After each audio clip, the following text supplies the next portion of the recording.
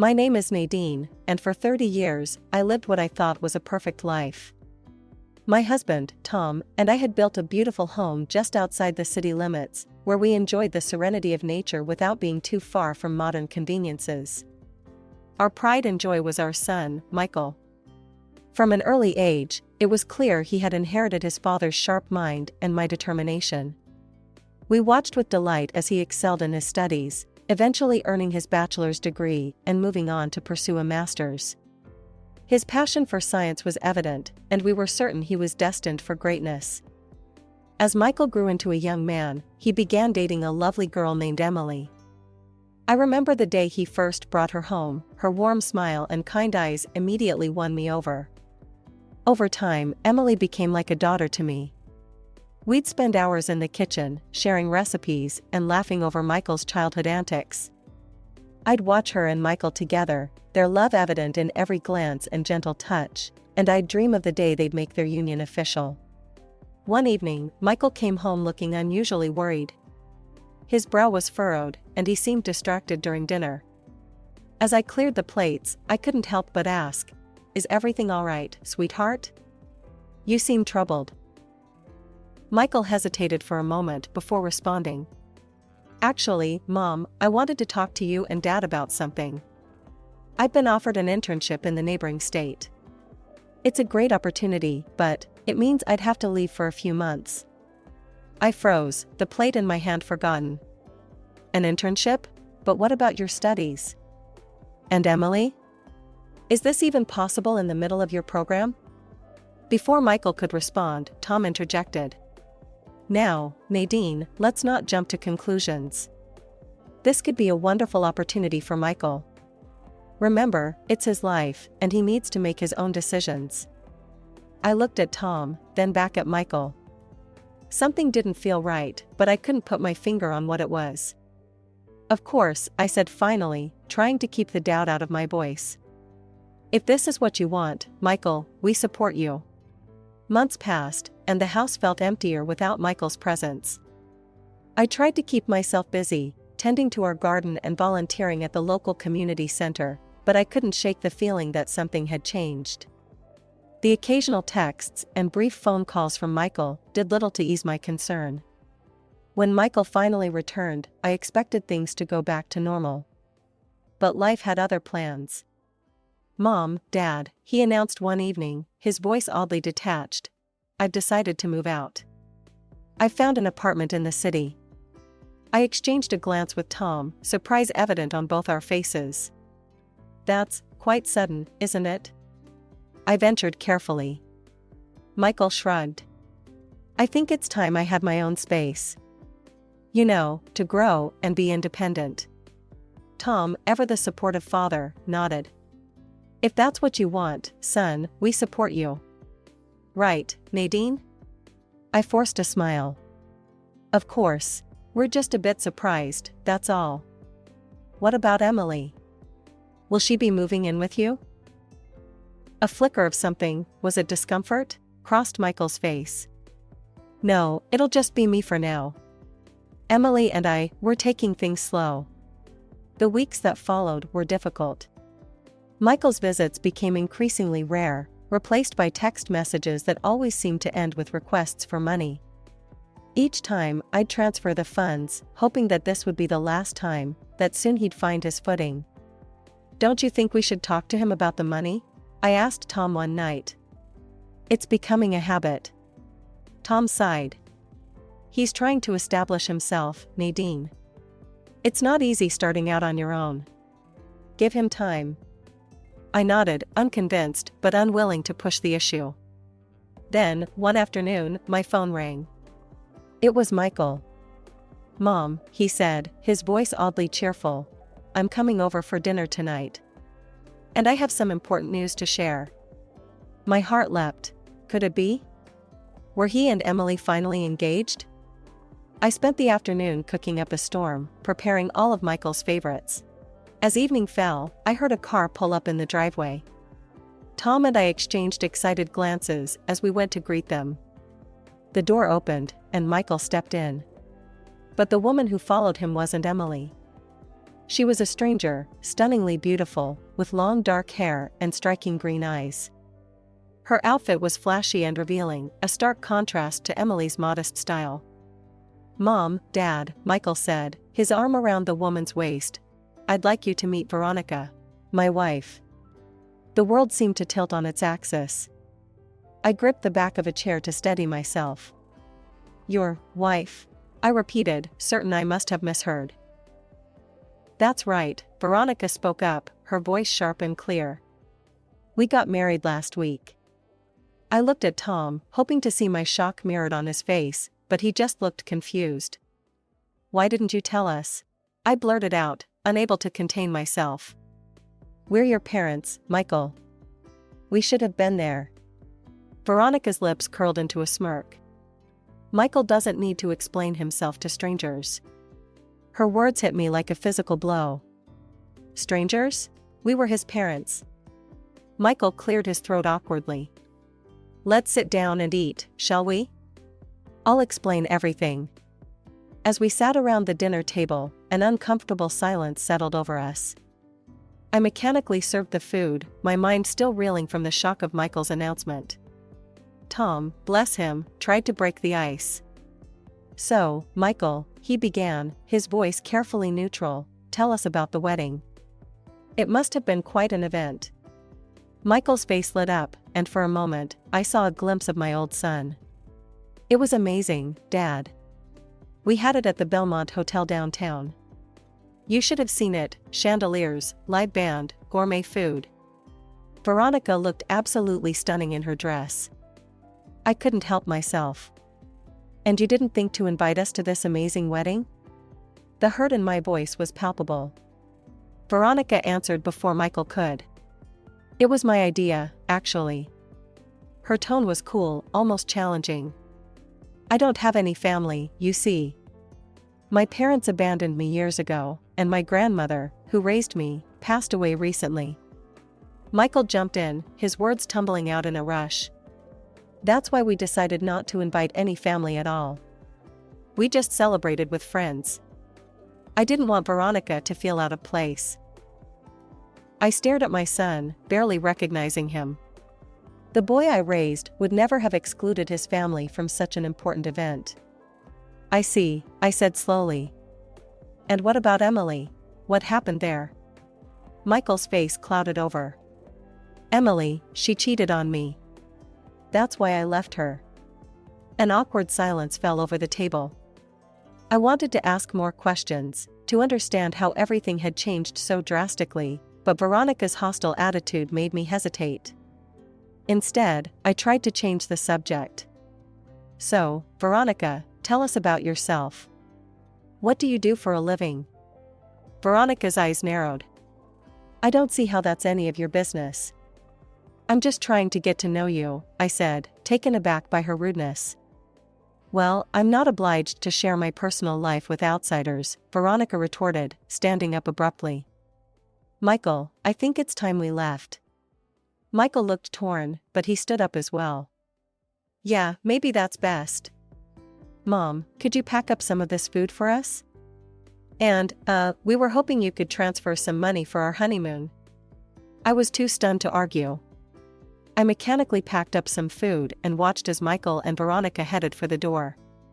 As they left, I heard Veronica mutter, "I told you this was a waste of time." The door closed behind them, leaving Tom and me in shocked silence. That night, I tossed and turned, unable to sleep. The next morning, I decided to call Michael, hoping to have a frank conversation without Veronica's interference. The phone rang several times before someone picked up. "Hello?" It was Veronica's voice. "Oh, hello Veronica. Is Michael there? I'd like to speak with him." "He's busy," she said curtly. "What do you want?" I took a deep breath, trying to stay calm. "I just wanted to talk to my son." "Well, he can't talk right now. If you want to send money for our honeymoon, you can transfer it to his card. Otherwise, we have nothing to discuss."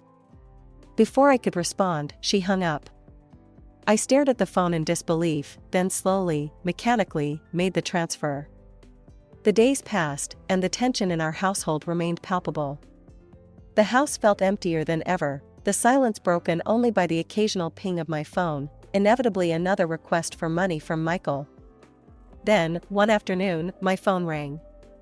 It was Michael. "Mom," he said, his voice a mix of excitement and nervousness. "I have some news. Veronica's pregnant. You're going to be a grandmother." For a moment, I was speechless. A grandchild? Despite everything, a small spark of joy ignited in my heart. "Oh, Michael," I breathed, that's wonderful news." "Yeah, it is," he agreed, sounding more like his old self than he had in months. "But, we need some help. Preparing for a baby is expensive, and with Veronica not working." Of course. I should have known there was a catch. "How much do you need?" I asked, trying to keep the weariness out of my voice. He named a sum that made me wince, but I agreed. What else could I do? This was my grandchild we were talking about. The next few weeks were a whirlwind. Despite my reservations about Veronica, I threw myself into preparing for my future grandchild. I bought tiny clothes, researched the safest cribs, even started knitting a baby blanket. Then, one sunny afternoon, everything changed again. I was in the garden when I heard a car pull up. Thinking it might be the mailman, I went to check. To my shock, it was Michael and Veronica. As they got out of the car, I noticed something different about Veronica. The arrogance in her bearing seemed amplified, her eyes glinting with a determination that sent a chill down my spine. "Michael, Veronica," I said, trying to keep my voice light. "What a surprise. Come in, I'll make some tea." "We're not here for tea, Mother," Michael said, his voice oddly flat. "We need to talk." Confused and a little scared, I led them into the living room. Tom, hearing the commotion, joined us. Veronica wasted no time with pleasantries. She looked around the room with a critical eye, then turned to us. "We've decided that we're going to live here." I blinked, sure I had misheard. "I'm sorry, what?" "You heard me," Veronica said, her tone brooking no argument. "For the proper development of our child, we need space and freedom. This house is perfect." I looked at Michael, expecting him to laugh, to say it was all a joke. But he just stood there, avoiding my gaze. "This is our home," Tom said, his voice firm. "You can't just decide to take it." Veronica's eyes narrowed. "Oh? And I suppose you want your grandchild to grow up in some cramped apartment? How selfish of you." I felt my temper rising. "Now listen here, young lady." "No, you listen," Veronica snapped. "Either you give us this house, or you can forget about having any relationship with your son and your grandchild. Your choice." With that, she turned on her heel and stormed out, Michael trailing behind her like a lost puppy. In the days following Michael and Veronica's shocking demand, our once peaceful life descended into chaos. My phone buzzed constantly with messages from Michael, each one more aggressive than the last. "You need to move out by the end of the month," one read. "Stop being selfish and think about your grandchild," said another. One afternoon, about 2 weeks after their visit, there was a pounding at our door. I opened it to find Michael standing there, his face contorted with rage. "Why haven't you started packing?" he demanded, pushing past me into the house. "Michael," I said, trying to keep my voice calm, "this is our home. We're not leaving." His eyes flashed dangerously. "You don't understand. Veronica is threatening to leave me if we don't get this house. She says she won't raise our child in some crappy apartment." I felt a surge of anger. "And you're okay with kicking your parents out of their home? The home where you grew up? You don't get it," he shouted. "Veronica is worth more than a stupid house. She's worth more than you." His words hit me like a physical blow. I staggered back, tears springing to my eyes. Tom, hearing the commotion, came rushing in. "What's going on here?" Michael turned on him. "Tell her, Dad. Tell her to stop being so selfish." Tom's face hardened. "I think you need to leave, Michael. Now." For a moment, I thought Michael might hit him. But then, with a final glare of disgust, he stormed out, slamming the door behind him. The next few weeks were a nightmare. Michael's messages became increasingly erratic and abusive. We stopped answering his calls, unable to bear hearing the stranger our son had become. Then, one morning, we woke to find our house defaced. Crude insults were spray-painted across our front door and windows.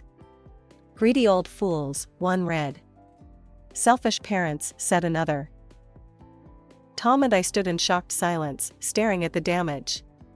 "It must have been kids," Tom said finally, but we both knew the truth. That evening, as we sat in our living room, emotionally exhausted, Tom turned to me with a determined look in his eyes. "Nadine," he said, "I'm thinking of hiring a private investigator. Someone who can dig into Veronica's background, find out who she really is, and what she wants." A part of me recoiled at the idea of spying on our son. But another part, the part that was tired of being hurt and confused, agreed. As we waited for the private investigator to gather information, life took another unexpected turn. One afternoon, while shopping for groceries, I heard a familiar voice call my name. "Nadine? Is that you?" I turned to see Emily, Michael's ex-fiancée, standing a few feet away. My heart skipped a beat when I saw her rounded belly. She was clearly pregnant. "Emily," I gasped, memories of Michael's accusation flooding back. "How are you?" She smiled, but it didn't reach her eyes. "I'm managing. It's not easy being pregnant and alone." We stood in awkward silence for a moment, both of us unsure how to navigate this unexpected reunion. Finally, I gathered my courage. "Emily, I heard about what happened between you and Michael. He said you cheated on him. That's why he left." Emily's face crumpled, tears welling in her eyes. "Oh, Nadine.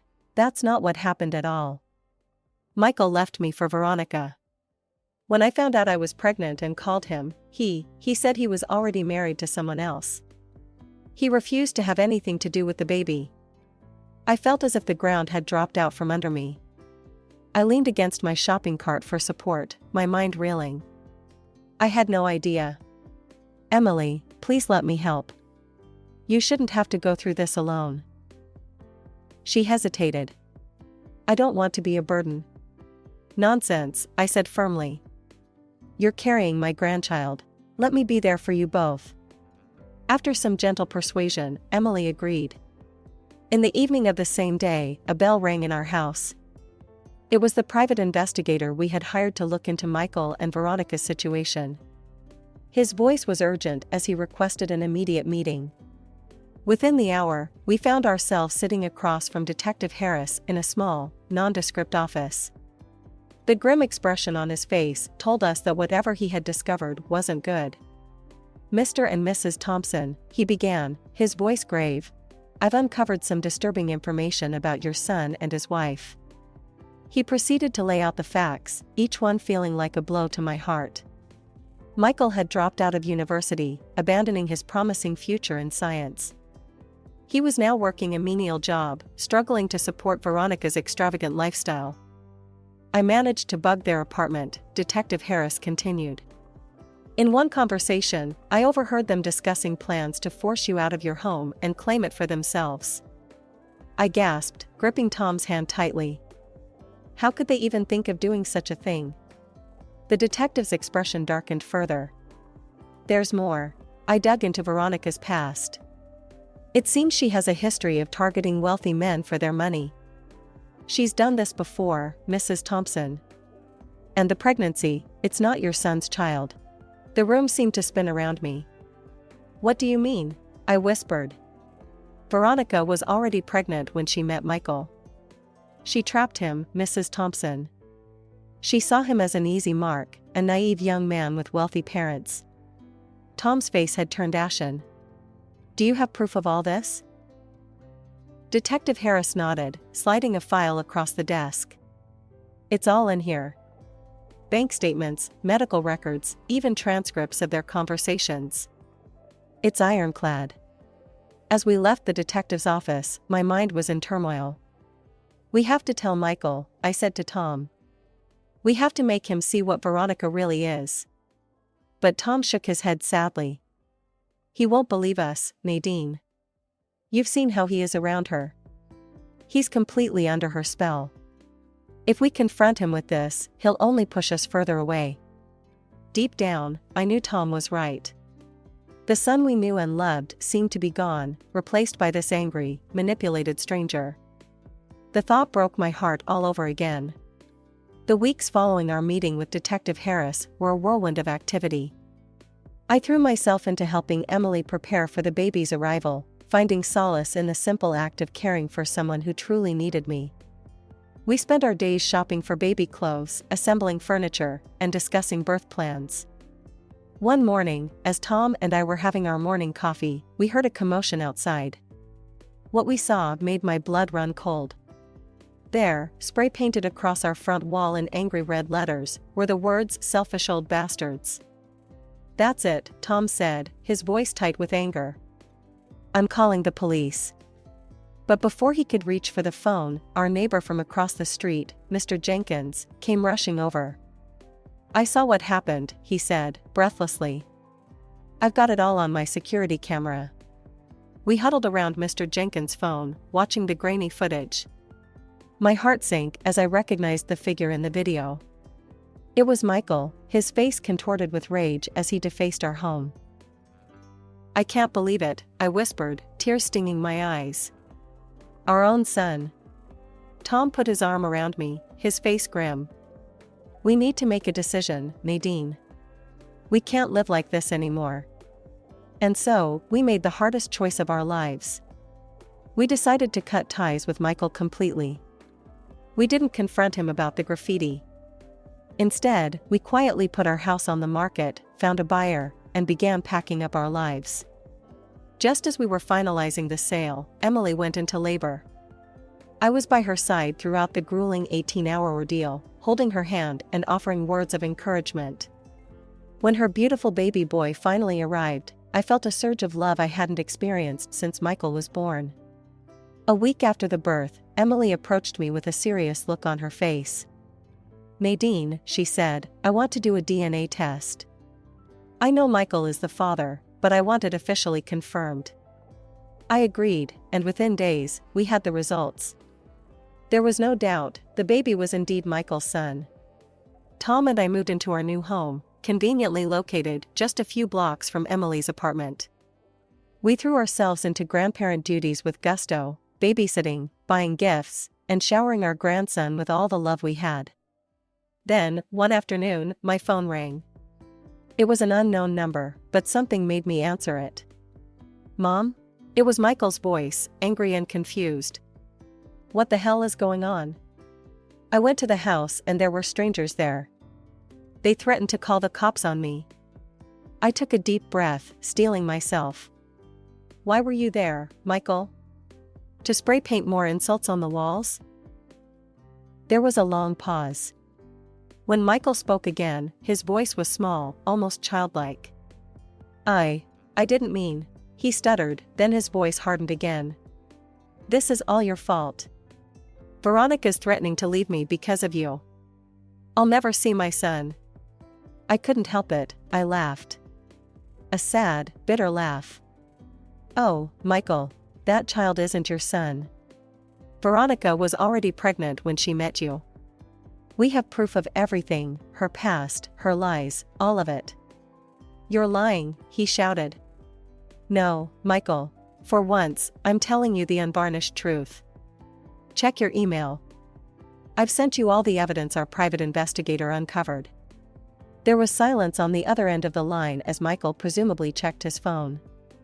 "Your real son," I continued, my voice softening, "the one you abandoned, was born last week. He's beautiful, Michael. And he deserves better than a father who would throw him away for a lie." With that, I hung up the phone, my heart heavy, but my resolve strong. As I looked out the window and saw Tom playing with our grandson in the backyard, I knew we had made the right decision.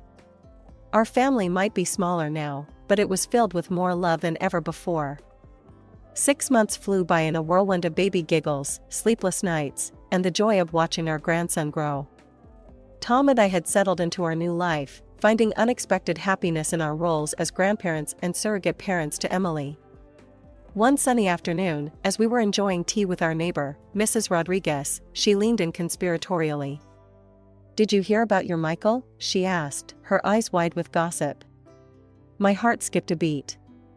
"No, what about him?" Mrs. Rodriguez proceeded to fill us in on the latest neighborhood gossip. Apparently, Veronica had abandoned Michael, leaving him shell-shocked and alone. The baby, it turned out, had been handed over to Veronica's parents, who, contrary to her earlier claims, were very much alive and well. The final twist of the knife was that Veronica had run off with a wealthy businessman, leaving Michael with nothing but broken dreams and empty promises. Later that evening, as Tom and I were discussing the news, my phone rang. It was Michael. "Mom," he said, his voice cracking with emotion. "I'm so sorry. For everything. I was such a fool. Can you ever forgive me?" I closed my eyes, taking a deep breath. "Michael, your father and I have changed our will. Our estate will go to your son, your real son, the one you abandoned." There was a moment of stunned silence, then Michael's voice rose in panic. "But Mom, that's not fair. I want to make things right. I want to get back together with Emily, to be a family again." "It's too late for that, Michael," I said, my voice softening slightly. "Emily and your son are part of our family now, but you made your choices. You have to live with the consequences." "But Mom," he started to shout, but I had heard enough. I ended the call, my hand shaking slightly as I set down the phone. The next few weeks were a blur of activity. Emily and the baby moved into the guest house on our property, allowing us to be even more involved in our grandson's life. As I looked out at our little family, Tom playing peekaboo with our grandson, Emily laughing at their antics, I felt a sense of peace settle over me. Our path hadn't been easy, and the wounds from Michael's betrayal were still fresh. But we had found something beautiful in the aftermath of that pain, a new family, bound not by blood, but by love and choice.